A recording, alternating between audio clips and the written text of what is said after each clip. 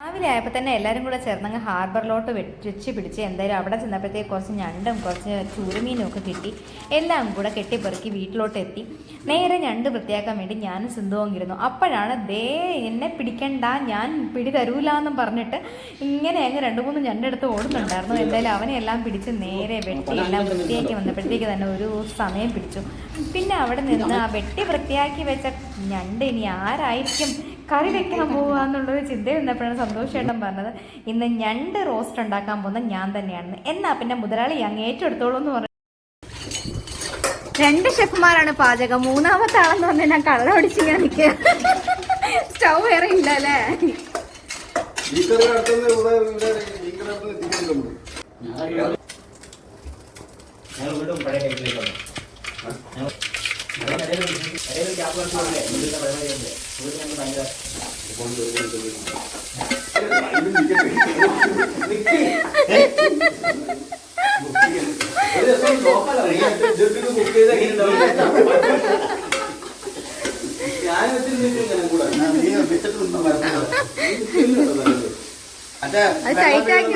ടൈറ്റാക്കി വെക്കണം.